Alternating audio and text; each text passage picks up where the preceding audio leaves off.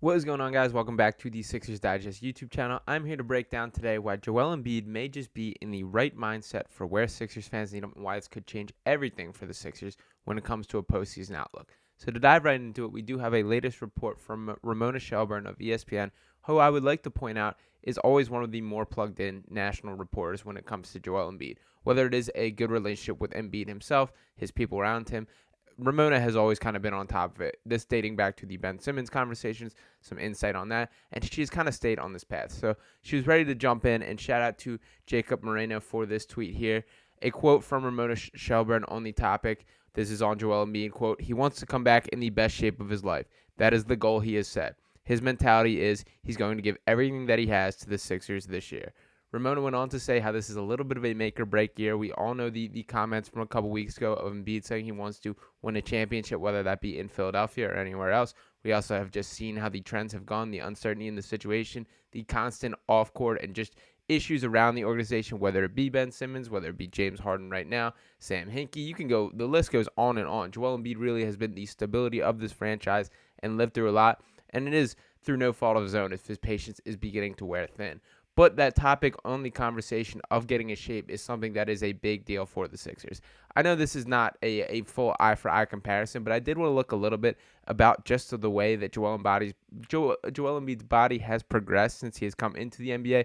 We know dating back to his time in Kansas that he came out, he was no Chet Holmgren situation, but he was a guy who needed to put on weight. And frankly, the first 2 years of his career in which he did not play any minutes for the Sixers due to those foot injuries that he sustained were really beneficial to him in the long run. And let's take a look at this here. Just take a look at the way that his body has progressed. And obviously, this picture is cut off at 2015. He's only gotten bigger since this point. And I honestly, to be completely fair, I do think he has lost a little bit of that definition and cut in his muscles.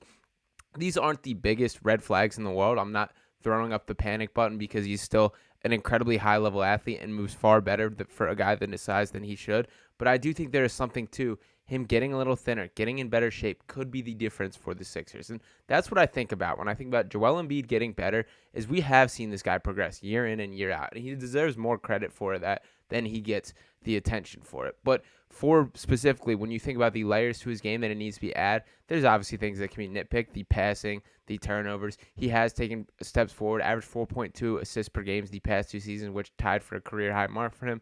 Some of that is going to change within the offense, within the flow. I think that's what everybody's waiting for to see this season is what is Nick Nurse going to do with a player like Joel Embiid. We're not going to see the Doc Rivers stagnant offensive. Give it to Joel Embiid at the elbow and everybody else stand around and watch. I think everyone expects more motion, more modernization. We want to see how this guy can be unlocked. Now, to add to the conversation of how he can get better, I do have to shout out David Early of the Liberty Ballers, does awesome stuff over there, and he spoke with Drew Hanlon, who is, of course, the main trainer that Joel Embiid has used throughout his career, and Hanlon gave a couple bullet points on the areas that he expects Joel Embiid to improve, the priorities for this offseason. Number one, that is playmaking. Number two, getting and making more easy baskets around the rim, and excited to play in a more free-flowing offense. And then Tyrese Maxey, who is also training with Drew Hanlon this offseason, they pointed out ball screen reads, driving left, and creating his own shot. Now, first off, I think it's very cool that Tyrese Maxey is also training with Drew Hanlon. Whatever the progression leading up to that, there had to be some involvement of Joel Embiid passing the torch to Tyrese Maxey. And also, dating back to the first press conference that Nick Nurse took the stand wearing a Sixers polo on and representing the organization, one of the things he first mentioned was putting the ball in Tyrese Maxey's hands more. Maxey has grown to a point where he is too good to just be a complimentary piece that is a floor spacer standing in the corner, that he brings too much more to the table for that to be his sole job, and far too often he was deferring to Harden and Embiid last year, where that kind of became the case. Now, granted, he is a good enough shooter for that still to be effective. He does command the respect of the defense. He absolutely is a knockdown shooter from beyond the arc as a three-point threat, but he just can do more than that, and putting the ball in his hands, making him make reads, that really is the question. And as much as the James Harden uncertainty continues to drag on, that's kind of what we're waiting to see with Tyrese Maxey. Is he a guy who can make primary decisions with the basketball? Can he run an offense at a high level at the NBA level? We don't really know that. And the people that have shut this down and said no, I think it's too early to make that call. Maxey has blown through every ceiling that has been put on him to this point. And if you ask him to get better as a playmaker, you know what? He's going to do it. This is the same guy that the knock on him coming out of college was that he was not a good enough three-point shooter. Flash forward 2 years in the NBA, and he was the NBA's third best three-point shooter by percentage basis. That's just a crazy leap to be. These are things that just have not been seen before, really. And for that to be people putting a cap on him for another area of his game, I challenge that as well. Even looking at his defense, that was another huge point of concern for a guy who's always going to be a little undersized. He grew to an at least passable defender last year, and that's all he really needs to do. As long as you can't be a guy taken advantage of on the court, you will survive in the NBA, especially when you have all these other skills. Now, to bring it back to Joel Embiid here, I want to look at his stats specifically. So let's look at the comparison that we have seen the regular season success, a guy that's grown into the league MVP last season, but we've also seen the playoff shortcomings. So I want to look at his numbers here and take a look at just where the drop-off is. And the frustrating part is pretty much year in and year out as you do see the regression from regular season to playoffs. Now, I do want to give him a little bit of a bubble here that some of this is just the natural tendencies of the NBA. Things tighten up in the playoffs. This also is an issue with there not being the high-level defense when you're facing the Orlando Magic in March in a regular season game number 57 or whatever. But some of this is still has to be Joel Embiid looking in the mirror. And now you look at these points. And the last 2 years are one I want to harp on the most. You look at these points in 21-22, going from 30.6 points per game in the regular season down to 23.6 in the playoffs. And then this year from 33.1 points per game in the regular season to 23.7 points per game. You never want to see that. And in both those games, the assists also dipping by nearly half, going from 4.2 in 21-22 to 2.1, and then 4.2 to 2.7 this year. So those are not signs that you want to see. And some of that, I don't think it's conditioning. I think that a lot of this is him reading the defense, him getting stuck, and you see the limitations that some of the roster around him has brought on in these scenarios. But Joel Embiid has to have a look in a mirror. And this is where, as much as we're at the crossroads for the Joel Embiid and future of the Sixers, some of this should be a crossroads between Joel Embiid and how he wants the rest of his career to go.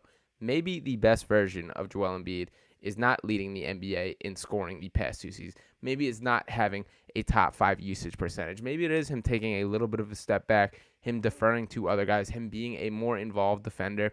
And as far as the fitness as a whole, I also think it gets a little overblown that I think some of it, and you can debate which issue of this is worse, but I think a lot of the fitness stuff that gets thrown on is more body language. It is him just lumbering around, looking a little upset, that maybe people look at him as tired.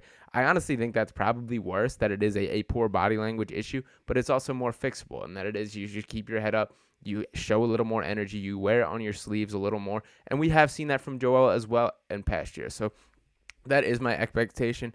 I'm excited that he's happy about Nick Nurse. He's looking forward to a more free-flowing offense because that is something that the Sixers team needed. It just has become far too predictable in past years under the Doc Rivers regime, the style of play, the play call, everything that comes with that. So I'm excited to see a new flavor of that. Let's see what that looks like with Joel. If he gets in better shape, if he thins out, if he's up and down the floor a little more, he's more locked in, he's open-minded, and the fact that he does seem this committed is an awesome sign based on the comments that have been leaking out over the past. So there is still a lot to be found out about this Sixers roster. We've been told by Daryl Morey on record several times now to basically not even pay attention, that it's going to look quite different by the time the season rolls around. But we do know Joel Embiid will be the centerpiece of it. It's become crystal clear. And for Daryl Morey, who's not blinking at a James Harden trade offer and did not blink at a Ben Simmons trade request, he absolutely will not be deferring to shipping off Joel Embiid right now. He came here to build a championship roster around Joel Embiid. That's what he still intends to do. And Ramona, in that same report, continued to harp on the cap space plan, how involved Joel Embiid in that process.